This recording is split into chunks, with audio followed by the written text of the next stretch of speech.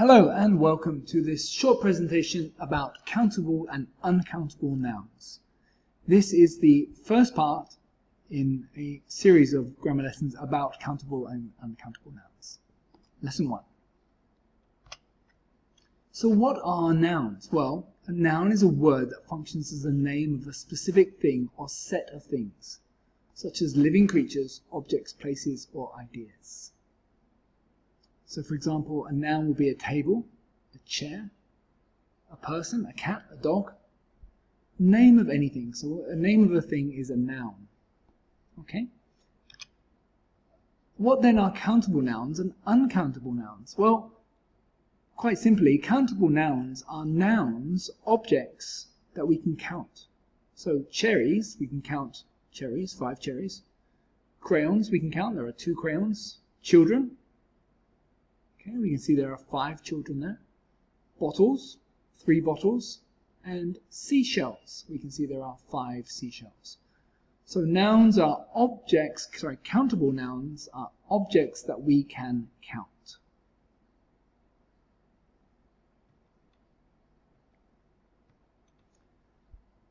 And when we talk about countable nouns, we have singular ones and plural ones. When there's just one, and when there are many. So when there's singular, only one countable noun, we say a or an, or we say one. So a potato, a cherry, a student. Or if it begins with a, e, I, o, u, we use an umbrella, an onion.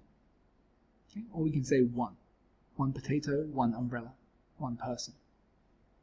If it's plural, so if there's more than one, if there's 2 or more, we often use some or any if it's negative or a question.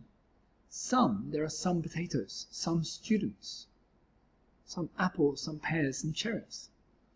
And if we're asking questions, we'll often say any. Do you have any potatoes? Can you see any children? Okay, so that's countable nouns. Uncountable nouns, well, here we go. Uncountable nouns are quite simply things that we cannot count. Like water, we're not able to count water. Rice, okay, grains of rice are too small, we don't count rice. Same with sugar, it's too small, we don't count it. Sand, rain, sunshine, all of these things are what we call as uncountable. It's not possible for us to count these things. Or it may be possible, but it would take a very long time. So we call them uncountable. So when we talk about uncountable nouns, we usually use some and any and then the countable noun. Some sugar. Do you have any sugar? Some water. Some coffee. Some sunshine. Some rain. Uncountable nouns. Okay, so this is the end of part 1. It's going to get more tricky in part 2 as we introduce the grammar that you need to use for countable and uncountable nouns, because there is different grammar for both of these. But first of all, let's make sure we understand how to identify nouns which are countable and uncountable. So I have 16 nouns here. 8 of these nouns are countable, and 8 of these nouns are uncountable. So what I'd like you to do is write down a quick list, a list of the nouns which are countable, 8 countable nouns and 8 uncountable nouns. Okay? If you're not yet ready, maybe press pause on the video while you do that. Okay, and the answers are in the description of this video. So look in the description of the video and you'll find the answers to this short quiz, identifying countable and uncountable nouns.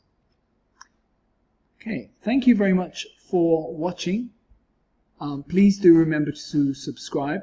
There is a second part in this series which will show you the grammar that is used for countable and uncountable nouns. Now that you can identify them, you need to know which words we use with